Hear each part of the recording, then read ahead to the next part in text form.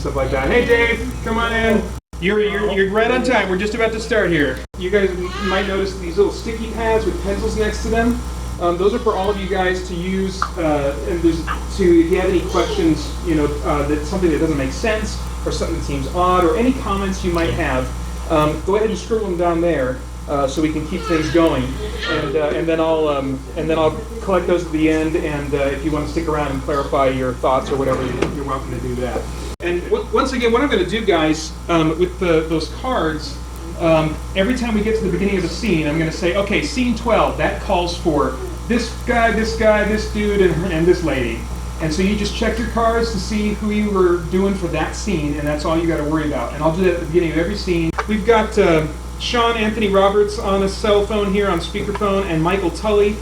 Sean is playing Salos, and Michael Tully is playing Ran, and they're calling in from long distance. So everybody say hi to Sean. Hi, Sean! Hey, everybody.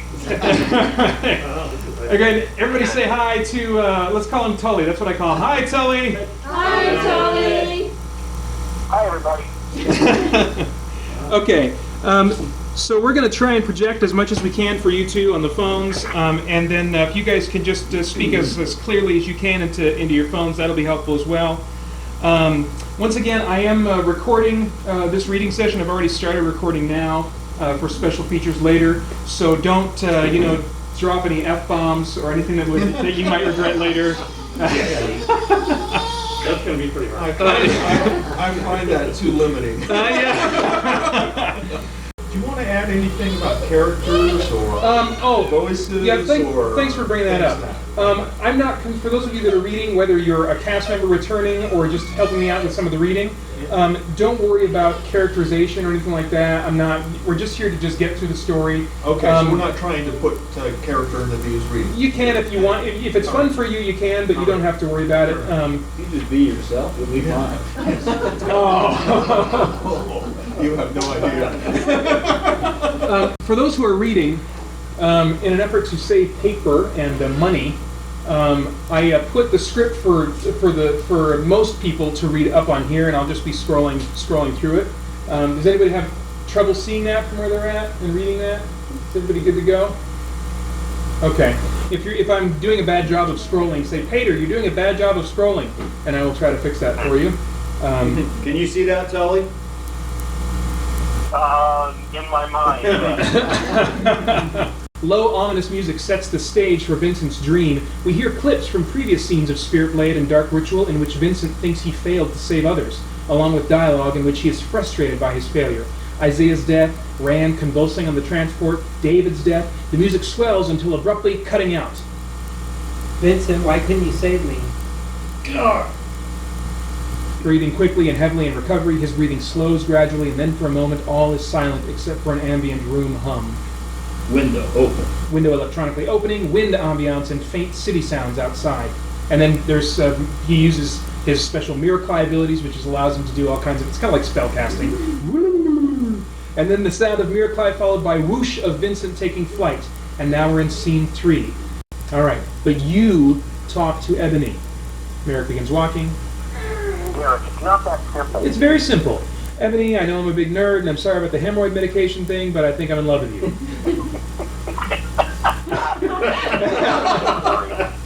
Sean and Tully, if you guys gotta go to the can or something, go ahead and announce that, and we'll all respect your need to go to the can. Just announce that to everybody. Yeah. Tully's in the can right now. With soda bags. Tully, did you hear what Randy said? I'm just parked there. No, what? He said, Tully's in the can right now. No, I just had to get I was making flan. I had to get it off the stove. Oh, okay. Sure. Stick with that story. That's what the kids are calling it. These notes that you see in the script about day 1, those are notes for me to just keep track of plot continuity, because the number of days passing becomes sensitive in the plot, and so I just had to keep track. Okay, how many days are we on? Am I scripting this right? So you can just kind of ignore that. All right, so now we hear the Newsnet intro, dun dun dun dun dun dun dun, or whatever it is. You're experiencing Newsnet 4.3. I'm Des Carowin. We warned you that those among you known as Seekers would stagnate your evolution should you tolerate their existence. But now, more than that, they have attacked our very allegiance with you, and in so doing, declared war against the Shaden people. Now a bar ambiance with council on a hallmonder. Hey, everybody shut up. Chatting turns to whispering and muttering. We of the council have retreated to the safety of our orbiting vessel and conferred with our leaders on the planet Shaden. It is clear to us that the Seeker movement is a corruptive disease that will eventually make humanity a significant threat. A threat too dangerous to allow. Now we're back in the main Newsnet mode. In 7 days, our pacification vessel will arrive and join us in orbit with your planet, at which time you will have 12 hours to deliver all Seekers, dead or living. Are you going through a car wash, Tully? What? Or is that you, Sean? All wondering anyway. One of you guys is going through a freaking car wash or something. No, now he's in the car. Yeah. All right, sorry. All right, at which time you will have 12 hours to deliver all Seekers, dead or living, to what remains of the Kandahar building. Inside of all of them. What are you talking about? These are my people here in food court. We arrived here hours ago to wait for you to join us. Join you? We're about to hold a little Seeker demonstration that I suspect will become quite ugly and violent. And you are going to lead. Drac, you recording this? Is this like a flash mob? Is that what they're going to do? They're all going to start dancing. Yeah, Michael that's- Jackson's going to come out. That's right. Are you recording this? Yes. Ebony is brought stumbling over to sit at the table. She groans as she's seated. My associate in this body, Mr. Gregory, is holding a blade to her back.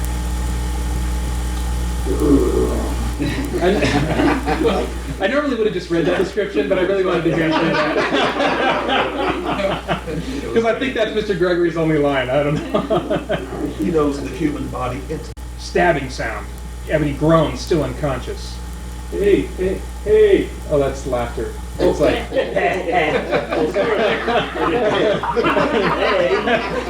hey, poking me.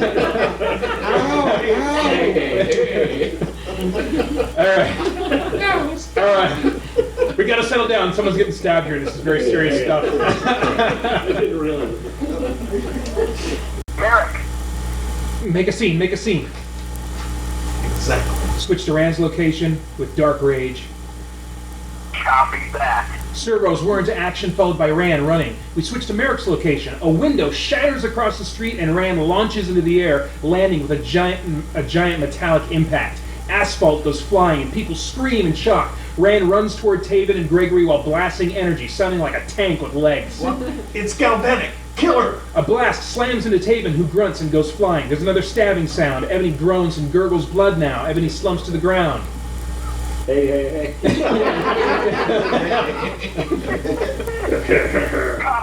Rand punches Gregory and keeps pummeling him with massive metallic blows, grunting in rage. Rand, stop! Help Ebony! Merikk, hurry, we gotta get her out of here. We have a transition whoosh, kind of like the Star Trek wipe, except in audio form. Or Star Wars wipe, sorry, I said Star Trek. Don't kill me, nerds, for messing up the two. My lord, we pride ourselves in being the vilest of your servants, but in that moment the very existence of the scythe struck terror in the core of our being. We scattered and fled, each by the fastest way possible. We have been reassembling since then. And in the, just a little side note, I don't think I put it in the script, but all of this kind of this flash forward now we're doing, he's going to be narrating. There's one demon that survived is kind of narrating this, and so I'm using that as a tool because there's lots of really visual stuff going on here. So I'm going to have some sound effects that will accompany him talking about Merikk, and all the stuff that was going on, so that we can have those moments play out. But because they're so visual, I'm using him as a device to kind of describe what happened. Now your own selves are doing the work that the Nanites once did. No, that can't. If that's true, why do I look like myself again? It's the mitochondria. It's the powerhouse of the cell. Wait a minute, what is that from? Atlantis wants Viewpoint 2 to create biological vessels for demons that would function like superhuman soldiers. The cosmetic changes were lower on the list of conversion priorities. We flushed out the nanites before they could teach your cells to maintain your new appearance. Okay, where is that line from, Tully? You gotta tell me. Huh? Where was that mitochondria line from? 7th grade. From what? You know, everyone knows that. From 7th grade biology. Oh, okay. Have you ever heard of the mitochondria? I got a C in biology.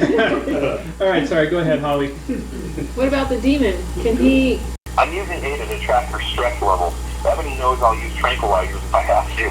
In fact, that's the only reason she was willing to come. Was that you laughing a little bit there, Tully? Yeah, I'm just thinking, wouldn't that be great if every time you were talking to a girl and you got nervous, you could just trank her? You mean you don't? Legion Seeker's chant fades in. Yesu hates homos, burning. Oh, sorry, that's not my line. Someone else want to say that? Is that you? Oh, that, yes. Yesu hates homos, burn in hell, sinners. Continues repeatedly. You don't have to, Randy. Yesu hates homos, burn in hell. What's wrong? Assassin falls to the ground, badly hurt. Rand approaches. The rest of Legion is still here, infused with a few dozen more of those pretend seekers. Looks like most of Shock Division is here too. I would call that divine providence. What are you talking about? One strike, right now, and the Dark One loses his most valuable assets. You can't kill these people. Oh, I'm sure I can. Rand, take Ebony and go. Sal's approaching. Rand and Salos exit carrying Ebony. So, this is finally it, the part where you try to stop me. It doesn't have to be. You can stop yourself. The power to choose is the greatest power we have. And one more power that you don't know how to use. So let me show you. A Merikk blast of energy, people screaming, no! Merikk uses Merikk and blasts Vincent. Stop! We're gonna settle this. But not here around these people. Outside the city, in the desert, near the mountains. Do what you want. I'm not finished here. Yes, you are. Merikk shouts a Merikk spell that blasts Vincent out of the city. Scene 22. Fading in as he falls from the sky to the ground with a massive impact, followed by debris and dust settling. Oh, kid's been practicing. The sound of wind and Merikk as Merikk lands. Looks like we've both come a long way. Flying around on the wind like a couple of superheroes. Is that how you see yourself? Vincent, you've killed hundreds of people. Not demons and not in self-defense. You're a murderer, a mass murderer. An executioner. The blast of Merikk and a Merikk force field. Listen, after what you did to those buildings, it's pretty clear you're a lot more powerful than I am. But I'm still strong enough to get in your way. If you want me out of your hair, you'll have to kill me. And we both know that isn't possible. The prophecy said I won't die or even be injured until I'm a grandfather. You can't even hurt me. Not here. So let's go somewhere I can. The portal opens and Vincent tackles Merikk, sending both through the portal. Now we're in the spirit world. You can't kill me here either, Vince. No, but I can make you feel really bad. Merikk, ongoing electricity sound effect. Through here. Maybe with an extra twist. Vincent turns the blade and Merikk cries out. You lose cohesion. Your life bleeds off in a Merikk vapor. Still not enough to kill the legendary Merikk scythe, but enough to keep you out of my way. Violently pulls blade from Merikk, who groans again. Don't follow me. Next time I'll make it worse. The portal and Vincent exits. Now we're in scene 23. Depth of evil to spread their message of hate. At 4 p.m. tomorrow, the Shading pacification vessel will enter orbit with the Earth. As a successor to the enlightened prophet Altea, I plead with you to fulfill your spiritual duty and deliver any and all seekers to the Shada tomorrow afternoon as we have been instructed. Seekers can be identified by their allegiance to a single, obsolete, and illegal religious text, which they refer to simply as the Book. Streaming to your personal RCF now is a list of those currently identified to be a part of the Seeker movement. Chief among them is Merikk Vendarius, best known for the music he contributed to the Grid Boy Hollow-Ad campaign. Vendarius has since become the leader of this illegal organization. A 3.5 million credit reward has been offered for his capture or termination. We switch to Victoria's home office now. The book. Computer, bring up the Falcore Legacy main menu. Bloop. Mom, I want to use the transport today. Not now, Rainin! File search, key phrase, the book. Computer sound, door opens. Mom! Rainin, how did you get that door open? Your security sucks drac. Grandma could hack it. Well, get out! Not till you give me the passcode for the transport. Why don't you just hack that too, you little Because you'll just report it as stolen again. Yeah, and I had to call Shock Division for breaking and entering. You are a worthless little maggot, and if you don't clean up your glitch and get a real life, you're going to die in a little hole somewhere with nothing. Shut up, Scat. I will not shut up. This is my home, and You have no idea what I can do. I'll tell you what you can do. You can get the drat out of my house. Fine. You have no idea how sorry you'll be about Get out! to me. Something. Get out. I'm just so angry right now. It's easy for you to say. All right, door closing, there's a pause, and then a computer sound. Search results available. Forget it. Close file. Computer sound. Ugh, items knocking off the desk. Now we're at scene 24. Vincent's gone. I couldn't stop him. That's okay, you hang in there. He's going after Legion. He's gonna keep killing people. We can't stop them together. I'm coming for you now. Door opens, Rand enters the lab, and the sound of comms. Sending you the coordinates, sir. Computer, change the converter and open a portal with the coordinates received. Coordinates. Converter charging. I couldn't do it. All those people. Merikk? Charge complete. Opening portal. Portal sound effects. He's not coming through. Guys, are we sure about those coordinates? Yes, sir. Alright, I'm going in to get him. Sir, that area hasn't been cleared. There could be fallen. You're not a shifter, sir. You'll be defenseless. Keep the portal open. Sir, wait! Rand steps through the portal. Now we're in the spirit world. Rand emerges from the portal. Merikk! Merikk, come on, we gotta go. Go? So soon, Rand Galvanic? Your presence is a rare treat. One we intend to savor. Merikk! The scythe is broken. He is ours, as are you. This realm is for demons and shifters, Metal Man. Without power over Merikk, you are helpless against us. I'll die here if you want, but you promised Merikk a death sentence. Please save him. Yesu's messengers have long been absent. He has given this realm to us. Pray to me, Metal Man. Beg for your friend's life, or beg for your own. Demons grab Rand. Merikk and blade unsheathing. Whoosh and blade stabbing. Get your stink away from him. No, wait. Blade whooshing and slicing, demon exploding, a portal sound effect. Now we're back in the lab. Portal sound effect, Rand and Merikk emerge, panting and sit. There's a long pause as the two catch their breath in silence. Hey. Hey. That was exciting. Yeah, you okay? Yeah. But you could have been killed. Better have been. Since we're not this where we break, each time they see fit, let us start. If only we had been stronger, used our Merikk to nullify the technology of their weapons, our brothers would still... There was no time. You know this, brother. Nullification verified that time takes much too long to beat. Rightly so. It's a great power we've been given. The power we have previously misused. But the scythe, surely he could still make use of us. You're no longer welcome to the side. Ungrateful wretch. We ought to... Hold your tongue, or I will spit its blood on the blistering sand. Merikk is the Only's chosen weapon. But we were once the Only's weapon. Yes, until we gave that right away to feed our own pleasures. Be content that Krishna has any use for us at all. Sucktoppy, I'll stop. We bury our dead here. The ground is hard. Use rocks or staff if you wish. But today we prepare graves for our brothers without the use of Merikk. May our labor teach us to remember our weakness and place greater trust in Krishna. Sucktoppy began digging at the hard ground. The sound of Merikk. The magnificent Sucktoppy, how far you have fallen. Brothers, prepare yourselves. The Dark One approaches. Sucktoppy spring to their feet, scattered Merikk activating. There's no need for all that. Whatever your purpose, we'll have no part in it. But what of your purpose? Will you abandon that as well? We're concerned with that to you. To make a decision, to act, we've got to put our feelings aside and look at the truth we have available. Whatever we don't know or understand right now, we do know that the Only has proven himself again and again to be trustworthy. Whether it's fulfilled prophecy, insight to human nature, or the changes he's brought about in our lives, his words are more reliable than anything else. And and we owe him our trust. Tomorrow we're going to give that to him. How? Where is the only? Where are the messengers? Muttered agreement among the crowd. I asked myself the same thing for a long time.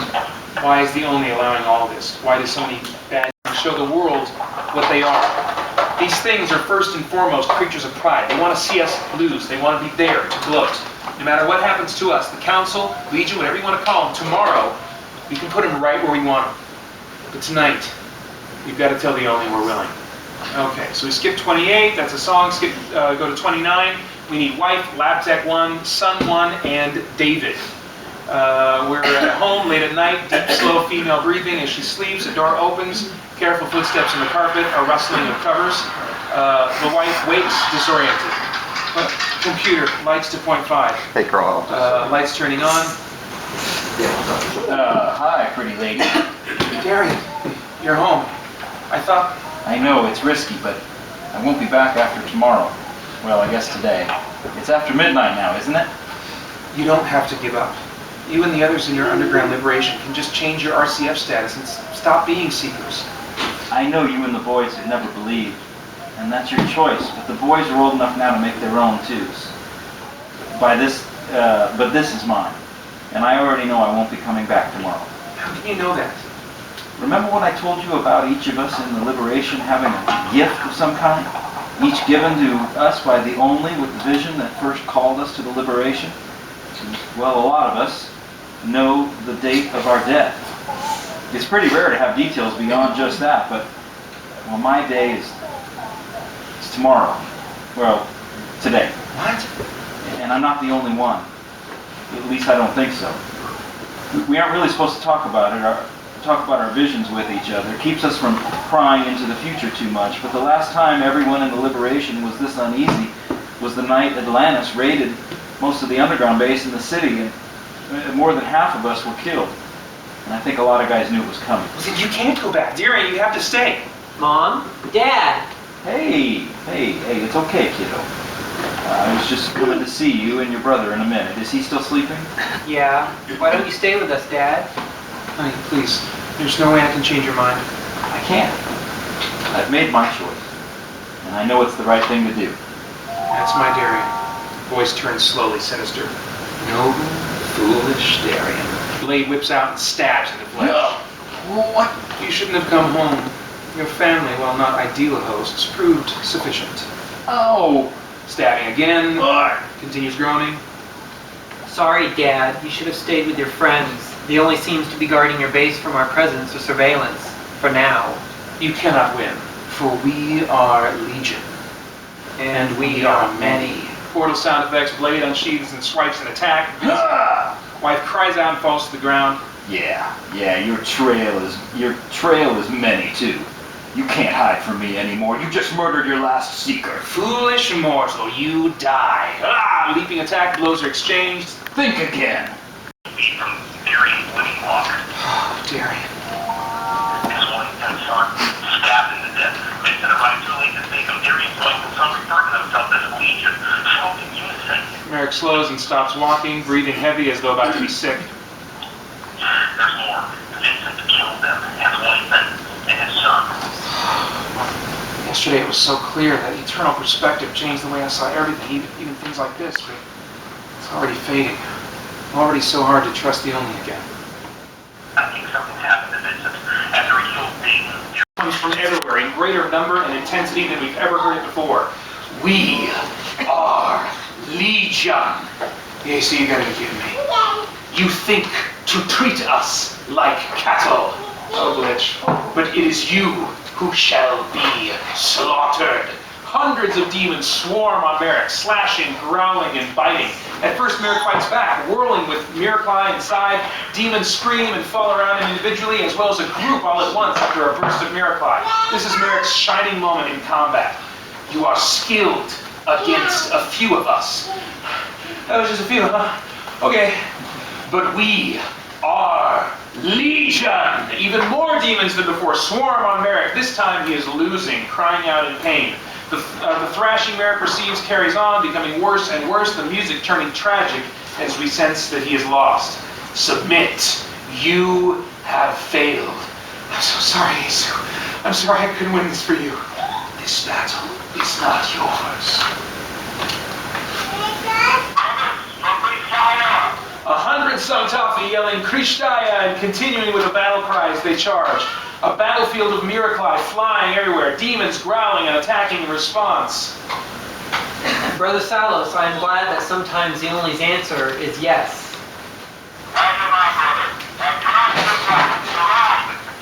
Salos robes as he hurries to Merikk. Salos. Yeah, that's okay. No, you've apologized enough. You can't earn forgiveness. But life is too short and eternity is too long for me to hang on to this. So I'm giving you my forgiveness. I might not always feel it, but I'm giving it, and I'll keep giving it. What you can earn, what you've started to earn, is trust. Let's start there and see what happens. Does that sound fair? Yeah, we're both getting a lot of that today. Not yet, it hasn't. Not soon, I hope. Portal's opening and Sangtafi emerging. There's a nearby portal. Merikk and Salos emerge. Kendall, the Sangtafi. No need, sir. I kept up the speed with the goggles. Just tell me what to do next. Legion's coming through any second. I want you and the rest of the Liberation to help clear this crowd safely as soon as Legion is here. Salos, get all the Sangtafi to focus their Merikk on keeping Legion contained and into the air. Away from these people, away from you, everybody. 10,000 feet ought to do it. I'm going up into the air with Legion to open a portal to the binding. I don't want to risk anyone else getting pulled in. The only showed me, but the knowledge is fading fast. We've got to do this now while I still remember how. Voice fading as he runs to the Sangtafi. That's more. Merikk in a flapping trench coat. Merikk, Oh, Track, Vincent, please don't do this now. I'm not here to fight you. I'm here to save you. What did you... It's all wrong. I don't know how it all went so wrong, everything I've done. Vincent, whatever revelation you've had, I don't have time for right now. Legion is coming. What you're planning to do is suicide. If Legion doesn't tear you apart, you'll be pulled into the binding. I won't let that happen. Vincent, what are you... I'm going to fight. You contain Legion while you open the binding. And then you're going to close it again after we're pulled through. What? That doesn't make sense. I'm the only one who can risk doing this because I can't die. Vincent, you know that. I'm not going to get pulled into the binding, but anyone else will. Merikk, listen. I destroyed Comms bleeping on. Ran! Merikk, where are you? Switch to Merikk, surrounded by winds and growling demons. About 10,000 feet in the air. I've got Legion with me. The Sangtafi have them contained, but it won't last long. I've got a problem. Join the club. What's wrong? It's been too long. I can't remember how to open a portal to the binding. I need you to talk me through it. Talk in German. What do you remember? I remember that the binding is a very bad place. Switch to Rand, Ebony fighting demons in the background. That's you, tell me. Track. That's not going to be good enough. I can't just tell you some numbers. Rand grunts and fires at a demon. Multiple variables of the converter handle that you don't know intuitively. What about the converters we gave the men? Switch to Merikk. They all burned out. Switch to the ground now. Can I help? That's you, Salos.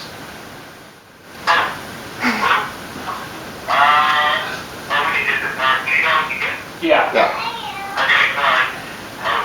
It's all good. Okay, Vincent shouts Merikk and then begins grunting with strain. Ran fires blaster. It would take me too long. There's nothing I can do without converters. I need an improvised interface for the ship's controls. Processing request. What is it? I've got an idea. I'm on the ship. Pacification vessel with Ebony. Interface activated. Servo clicks and Rand hacking into the control panel. We hear a stream of data. I'm afraid the ship uses a dimensional drive. I'm needed to open a portal for binding. We switch to Merikk. How? Why don't you just take the ship there? We don't have time to get Legion on board. We switch to Rand. I know. I can bring the ship to you manually. Port the drive overload. The exposed energy will create a portal large enough to pull Legion in. What about you and Ebony? Want it to pull you in too? No. We'll be killed in the blast.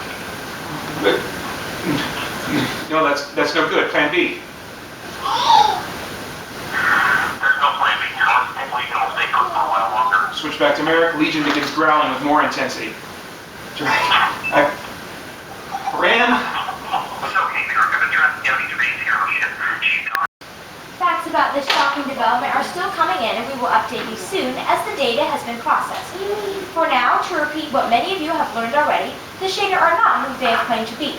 Just moments ago, encrypted files from the Atlantis Incorporated archives were made public, providing clear evidence that the Shader are not extraterrestrial beings, but in fact some form of extra-dimensional life forms. At this point, it is unclear why the Shader would wish for this information to be kept secret. A full investigation is underway. Included with this incriminating evidence were numerous scans of what appears to be an ancient religious text.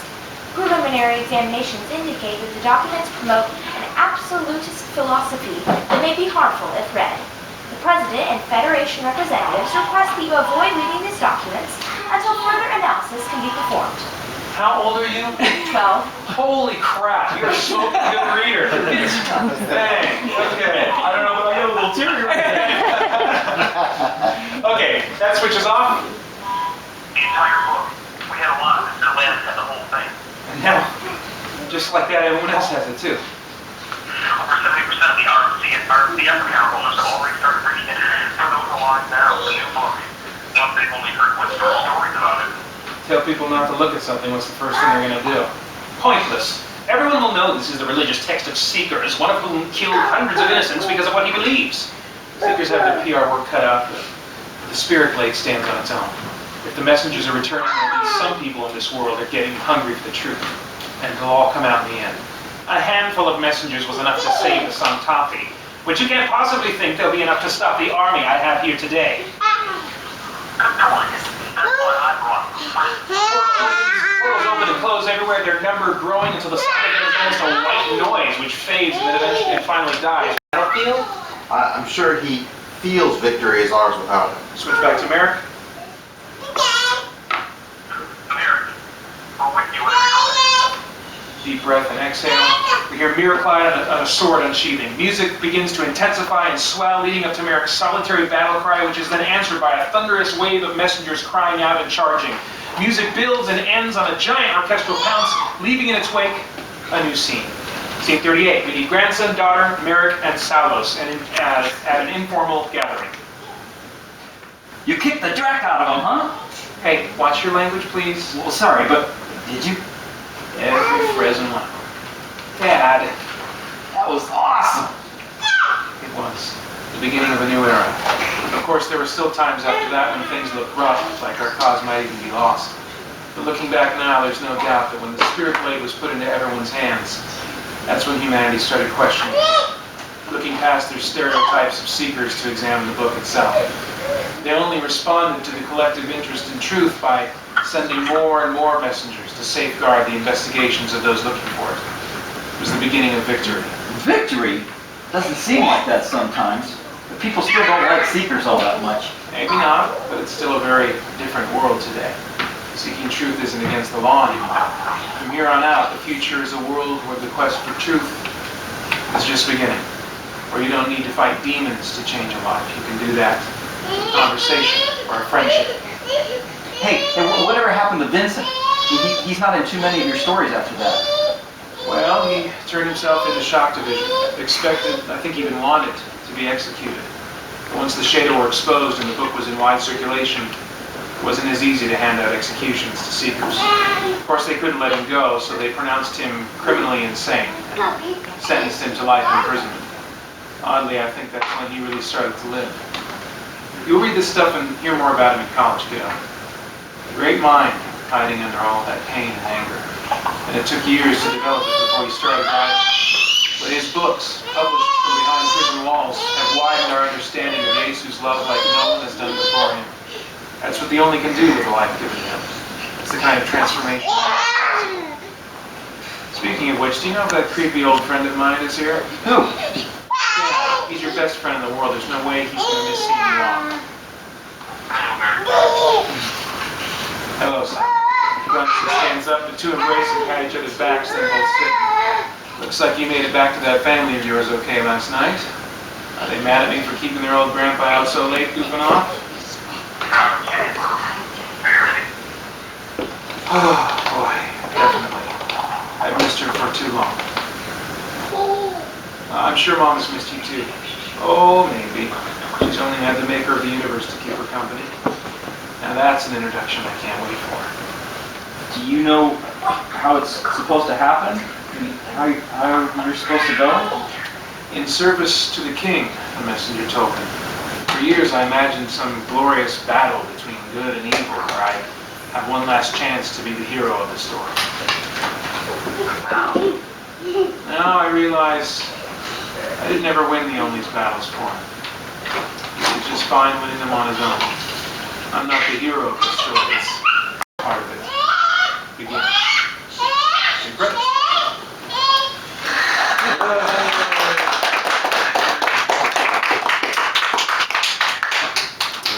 Thank you guys so much for coming out and being a part of this. I really appreciate it. I want to thank the cast members especially. Let's give them a hand. Randy Hesson. Tessier. Let's see what else we got. Well, Preston's returning. Hopefully this on copy. And then our special long-distance guest, Sean Anthony Roberts as Silos.